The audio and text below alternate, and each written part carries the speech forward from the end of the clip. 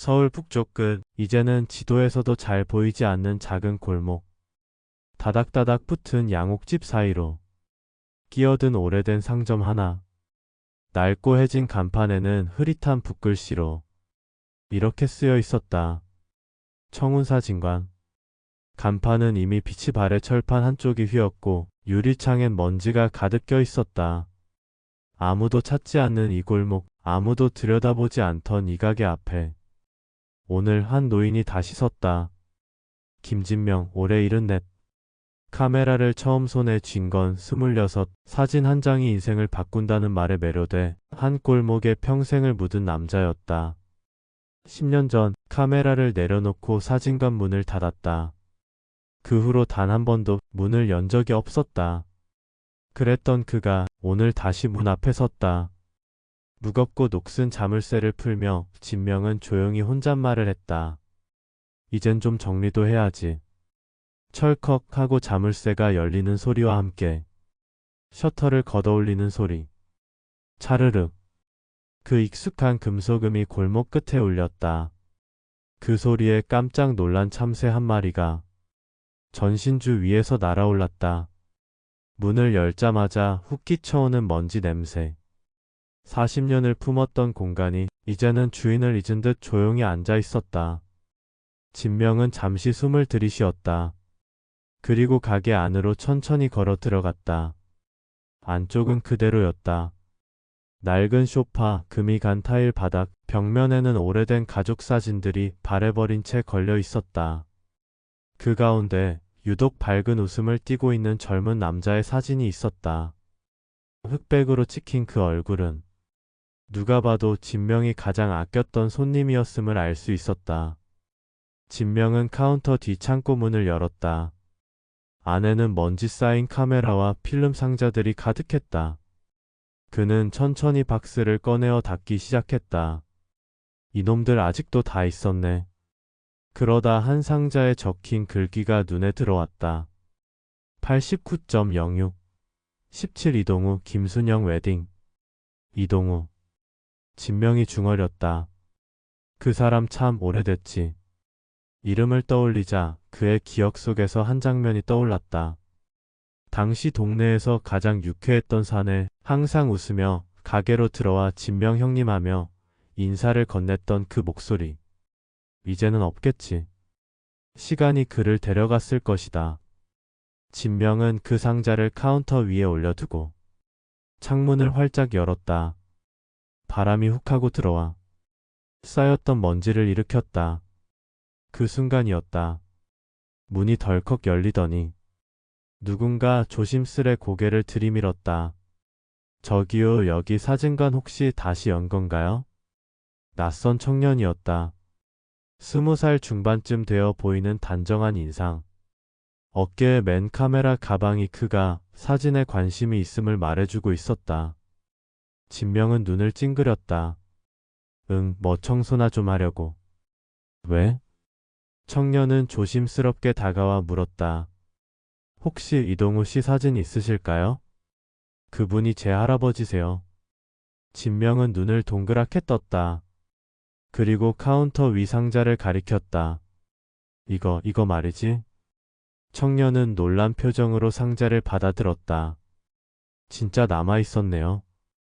그는 봉투를 조심스레 열어 안에 들어있는 인화지를 꺼냈다. 사진 속엔 젊은 남자와 여자 수줍게 웃으며 정면을 바라보는 웨딩 사진 한 장. 청년은 사진을 오래 바라보다 말했다. 할머니가 살아계실 때 이 사진을 그렇게 보고 싶어 하셨어요. 정작 할아버지는 잘 안 찍혀 있는 사진밖에 없다고 하셔서. 진명은 고개를 끄덕이며 말했다. 그 사람 참 잘 웃었지. 그리고 마지막엔 늘 사진을 찍어주던 나한테도 오늘은 안 웃어요 그러더라. 청년은 미소 지었다. 내일 다시 올게요. 이거 디지털로 스캔해서 USB로 담아주시겠어요? 그래. 내일쯤이면 다 될 거다. 청년이 돌아간 뒤 진명은 다시 상자를 열었다. 사진 아래엔 작은 메모지 하나가 붙어 있었다. 사진관 형님, 이 사진은 꼭 오래 남겨주세요. 언젠가 누군가가 찾아올지도 모르잖아요. 그날 밤 청운사진관은 오래된 기계음으로 가득 찼다. 진명은 조심스럽게 현상액을 섞고 필름을 넣고 어둠 속에서 사진을 꺼냈다. 수십 년 전과 같은 손놀림이었지만 손끝의 떨림은 감출 수 없었다. 나이가 들어서인지 아니면 마음이 흔들려서인지 구분하기 어려웠다. 물 위로 떠오른 사진 한 장. 흑백의 배경 속에 웃고 있는 젊은 부부. 신랑의 어깨에 기대선 여자의 눈빛이 어쩐지 그 시절의 공기를 전해주는 것 같았다. 이동우. 진명은 혼잣말하듯 이름을 불렀다. 참, 그 사람 좋은 사람이었지. 그는 사진을 말리기 위해 철사줄에 하나씩 집어 걸었다. 사진들이 줄지어 서서 천천히 말라가고 있었다. 그 모습을 보며 진명은 문득 이 사진관도 언젠가는 그렇게 잊히듯 말라갔다는 생각이 들었다. 다음 날 아침 이도윤이 다시 찾아왔다. 햇살이 유리창을 뚫고 들어오는 시간이었다. 청운사진관 앞에 선 도윤은 유난히 환한 얼굴을 하고 있었다. 할아버지 안녕하세요. 그가 인사하자 진명은 고개를 살짝 끄덕였다. 사진 잘 나왔어. 내 할아버지 눈이 참 좋더라. 사람 볼 줄 아는 눈이었지. 진명은 인화된 사진을 조심스럽게 내밀었다. 그중 한 장은 부부가 함께 웃고 있었고 또 한 장은 신랑 혼자 카메라를 향해 어색한 듯 웃고 있었다. 이건? 도윤이 고개를 갸웃하자 진명이 말했다. 그날 신부가 먼저 와서 찍은 사진이야. 신랑이 혼자 남았을 땐 자꾸 뭔가 웃기질 않아서. 내가 뭐 하나 얘기해줬지. 뭐라고요? 진명은 살짝 웃었다. 카메라는 거짓말 안 해. 그러니까 지금 내가 사랑하는 사람을 생각하면서 웃어봐. 그랬더니 그제야 웃더라고. 도윤은 사진을 내려다보며 조용히 말했다. 그게 정말 사진에 담겼네요. 이건 꼭 할머니께 보여드릴게요. 저 감사합니다. 정말요? 그래. 잘 가져가고 다음에 또 와. 그가 떠나고 난 뒤 사진관엔 다시 고요가 찾아왔다. 그러나 이번엔 어제와는 다른 고요함이었다. 진명은 말없이 앉아 창밖을 바라보았다. 마치 누군가를 기다리는 사람처럼. 오후 무렵 사진관 문이 다시 열렸다. 혹시 여기 김수아 씨 사진이 있을까요? 낯선 목소리였다. 이번엔 중년의 남자. 나이는 50 언저리, 말투는 조심스러웠다. 진명은 순간 멍하니 그 이름을 되뇌었다. 김수아? 예. 예전에 이 근처에 살았던 분인데 여기서 증명사진을 찍으셨다고 들어서요. 혹시 남아있는 게 있나 해서요. 그 이름은 잊으려 해도 잊히지 않는 이름이었다. 진명의 딸, 20년 전 가출한 뒤 연락이 끊긴 딸. 그는 입을 꾹 다물고 말없이 창고로 향했다. 손이 떨리는 것을 애써 감추며 오래된 봉투들을 꺼내 뒤적였다.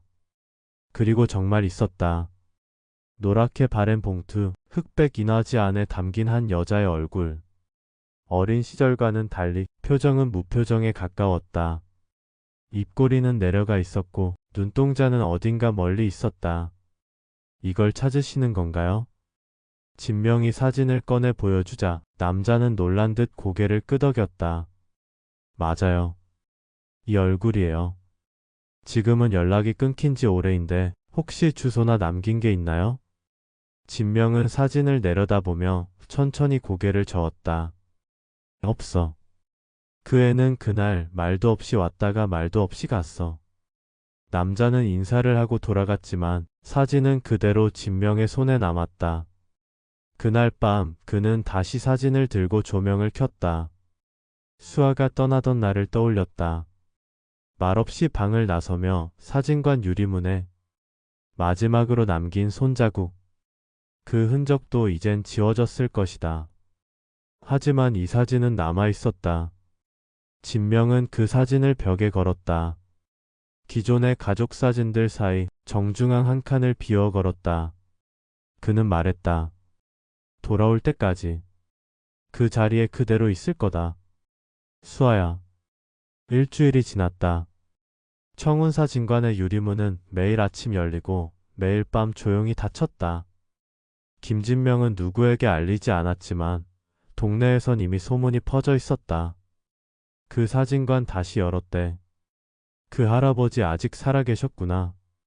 거기서 옛날에 웨딩 사진 찍었었는데 누군가는 호기심에 누군가는 기억에 이끌려 하나둘 사진관 앞을 지나기 시작했다. 그러나 문을 열고 들어서는 사람은 많지 않았다. 진명은 변함없이 청소를 하고 옛 필름을 정리하고 창문을 닦으며 시간을 보냈다. 사진관 안은 여전히 조용했지만 그의 마음속에선 무언가가 조금씩 움직이고 있었다. 어느 날 오후 문이 조용히 열렸다. 어이 김 선생. 익숙한 목소리였다. 진명은 고개를 돌려보고는 잠시 멈칫했다. 순자. 팩순자. 예전엔 동네 미용실을 운영하던 여자. 결혼식 앞두고 머리를 다듬으러 온 신부들, 100일 사진 찍기 전 아기들 머리 손질까지. 진명의 사진관 옆에서 20년을 함께했던 이웃이었다. 그 얼굴 그대로네. 늙지도 않고 고집도 그대로고.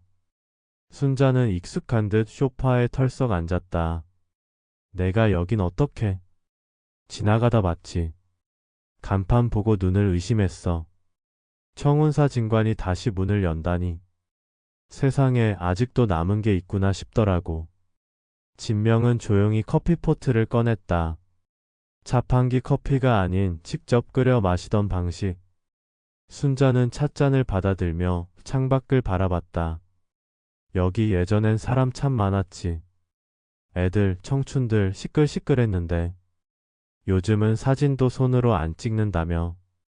다 핸드폰이지. 누르면 바로 찍히고 버튼만 누르면 지워지니까. 지우는 게 쉬워서 그런가 요즘은 사람들 마음도 쉽게 버리더라. 그 말에 진명은 살짝 고개를 숙였다. 창가에 걸어둔 수아의 사진이 슬쩍 눈에 들어왔다. 순자는 잔을 내려놓고 사진을 바라보았다. 저 아이 수아 맞지?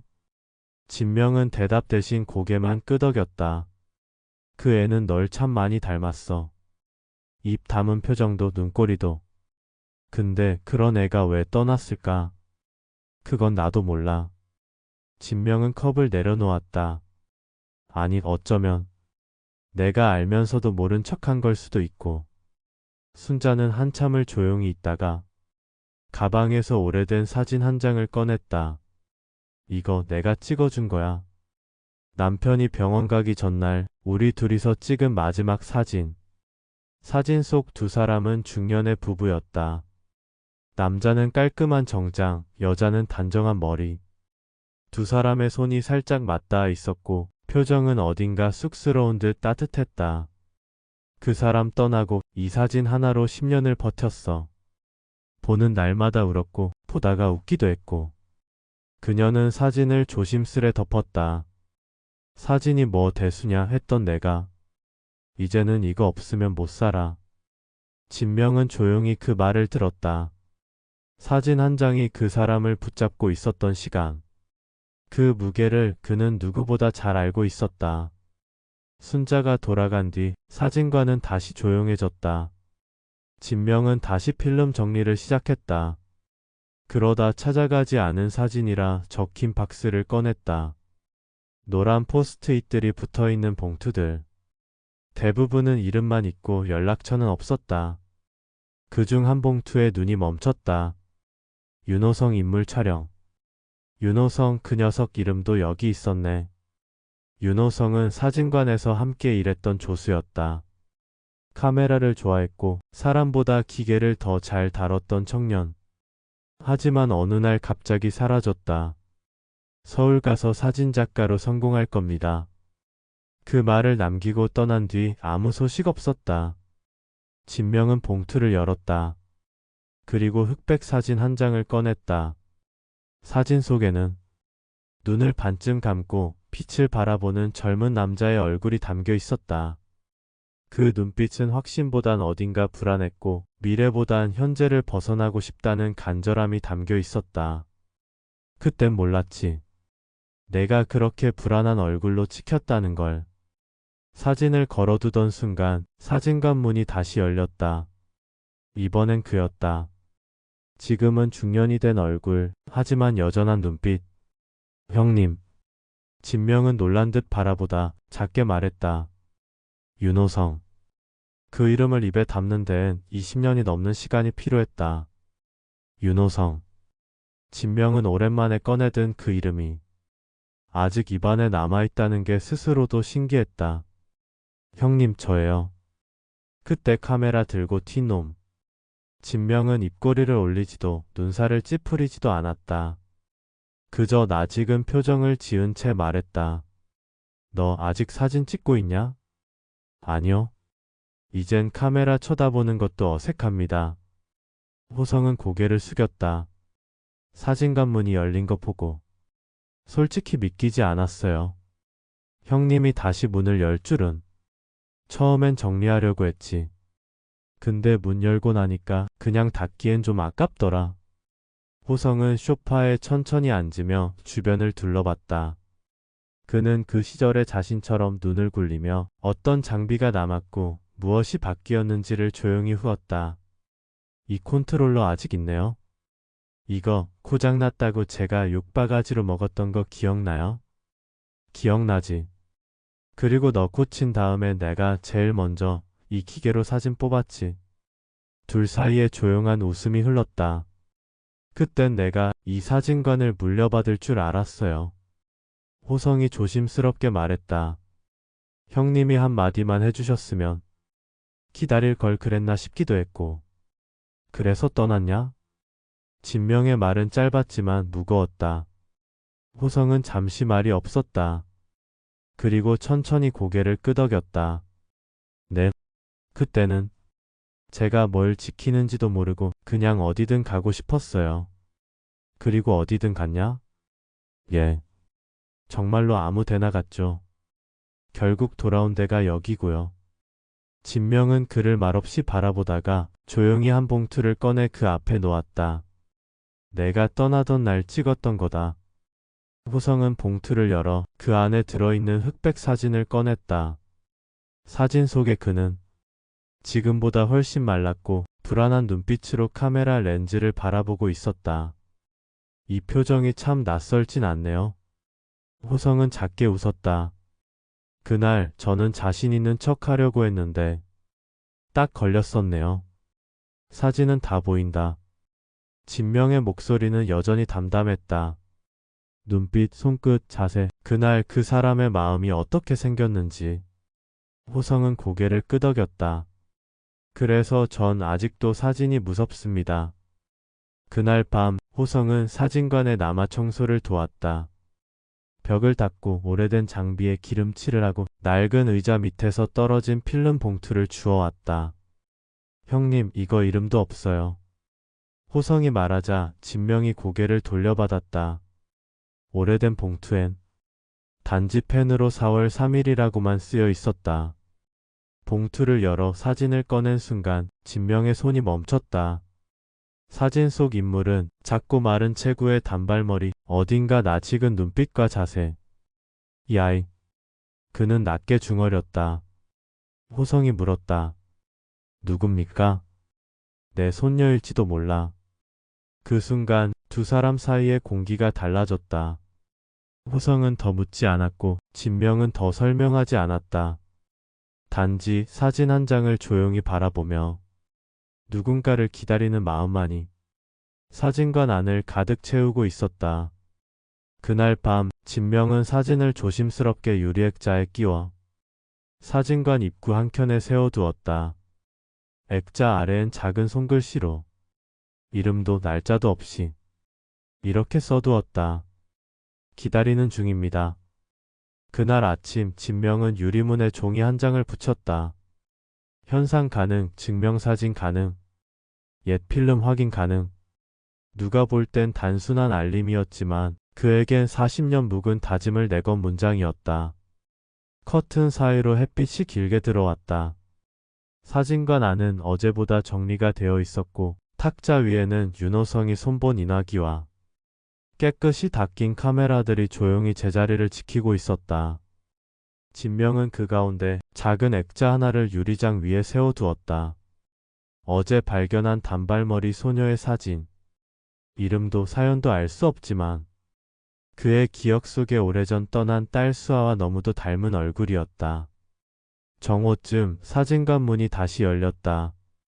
딸랑 종소리. 그리고 조용한 발걸음 하나.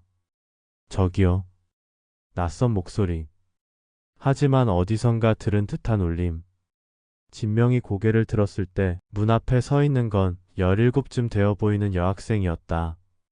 긴 머리를 반쯤 묶고 낡은 가방을 들고 주머니 속에서 핸드폰을 만지작거리던 그 아이는 조심스레 안으로 들어왔다.